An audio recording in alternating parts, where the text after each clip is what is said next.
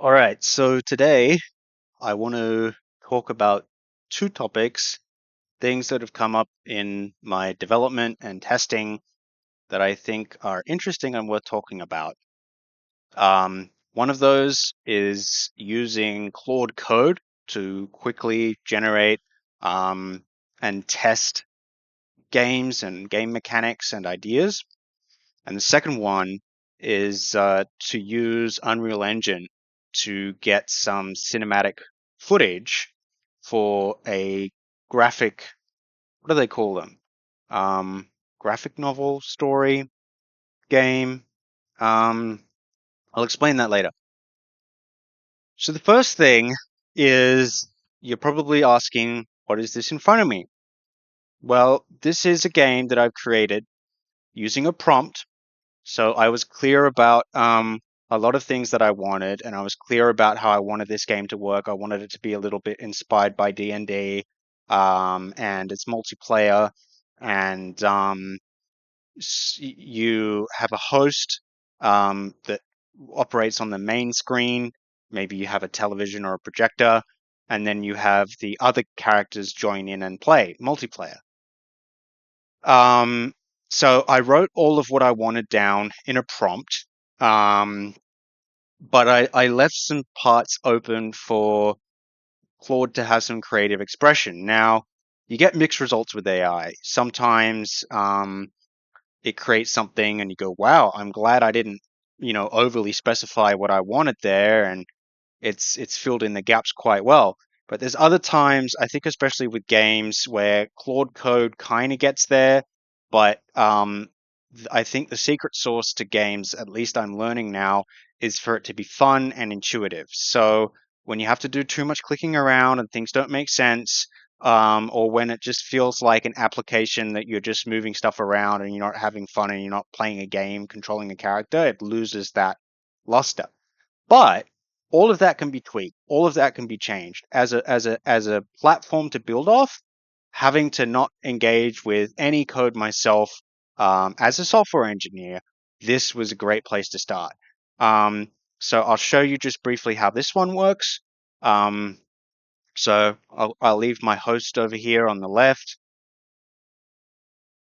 So we'll host a new game that'll give us a code WFQL. We'll say my name is Tom, and we'll pick a healer, and we'll enter the realm. You'll see that it's handled both the client and the server, both the host and the player, and now in this lobby interface, which I would never have wanted to do that myself. Here we go. So um, main screen on the left, player screen on the right. Obviously, there's going to be multiple players, and there's also NPCs which have AI built into them as well. It's this person's turn. They've got abilities, combat. I have not had the time to deeply investigate all of this yet and understand um, how much fun it is to play. I've got play testing to do, but to get to this point, it was good.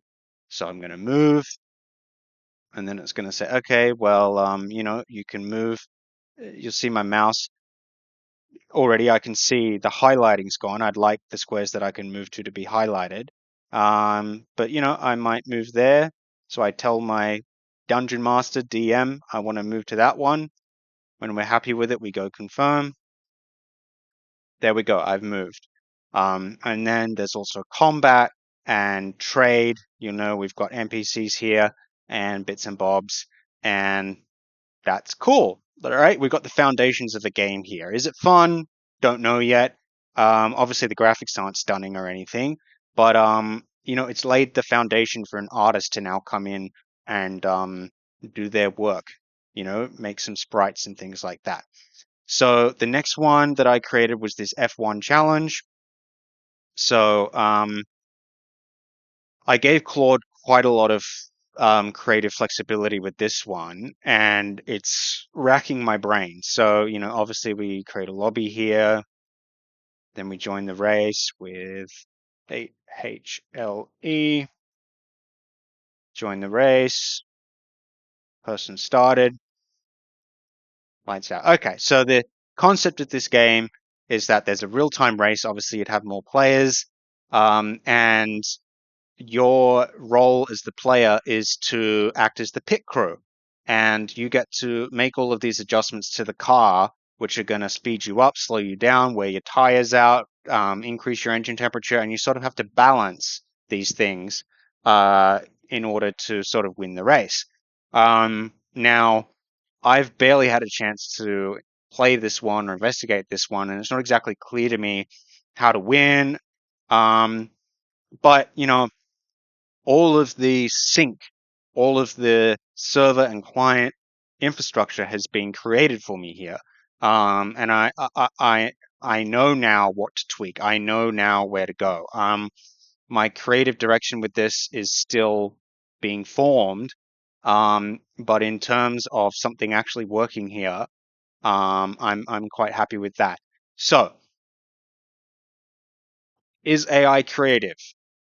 Not at the level that I think it should take creative control, but is it at a stage where it can create a prototype or a concept? Absolutely, especially with a prompt, especially with a detailed prompt, and especially with somebody who's happy to, once the prompt has created something, go back in and adjust it, go back in and tweak it, go back in and give it advice, and then send artists in and you know uh, do some proper graphics, because this is very much just a sketch, um, which is cool. So the next thing is, for a while now, I've been using Unreal Engine.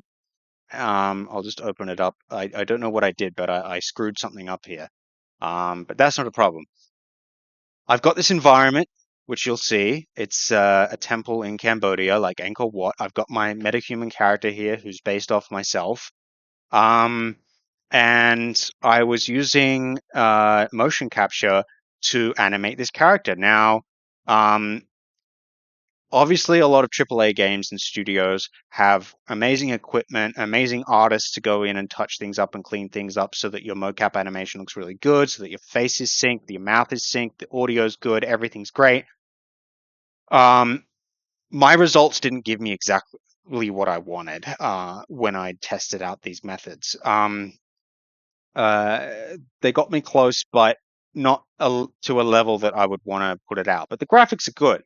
And so what I thought was, what if, so, when we're creating film, we obviously have live action animation, but then there's sort of this one that's in between where we're taking screenshots, almost like a slideshow, and using narration over the top of it, voicing over the top of it, dialogue over the top of it to create a story. Um, these things are called like visual novels, stuff like that. You'll see them on the Steam store, you'll see stuff like that. But my main purpose here is to challenge this idea of what educational content can be, because decades ago, when film was very new and television was very new, there was educational film. You could have a projector in the classroom, a projector in the school, a projector in a cinema. You could say, um, you know, don't smoke marijuana. This is a PSA. You could say, be careful when you're crossing the road. You could say, this is a biology lesson. We're learning about frogs today. All right. And we've all seen those videos. We all went to school. We all saw those videos. People have been looking at those videos or training videos, right, for the corporate world or for the military. Um, and for many decades now, the quality of those productions has been quite good. There's a whole industry, obviously, of people that are producing those videos. And I've seen variations of different mediums to use in educational video. And my challenge is to say, well, what if we could use Unreal Engine? What if we could use a 3D environment, 3D characters? We get a lot of assets available to us. The internet's flooded with marketplaces of stuff we can use. We can put together sets, scenes, characters, action, and lights, and objects. And we're not doing a live action production, which takes lots of equipment, lots of people, lots of talent, lots of money. We're not taking, we're not doing animation, which takes a whole nother skill set and a whole nother group of people and a whole different set of, you know, ways of doing things. But with the with the visual narrative style, or this visual storytelling, the sort of slideshow of scenes, um, we're getting the quality of Unreal Engine visuals, but the cost effectiveness and the ease of creating a visual novel. So I'm testing it out. Check out this screenshot that I got. Right. This is quite good. Um, this is just one shot. He's obviously standing in the calibration pose, but we could change his facial expression, make him move a little bit, open his mouth, make him seem like he's talking, do a couple of different movements, even use motion capture to do some of that. But ultimately, it's a still. And then when I cycle through these stills and on the audio, the dialogue, the music is coming over the top, I think it's going to look quite good. So that's where I'm at with this. Interested to know what your thoughts are and what your feedback is. But I think for education, for teaching purposes, this could be good.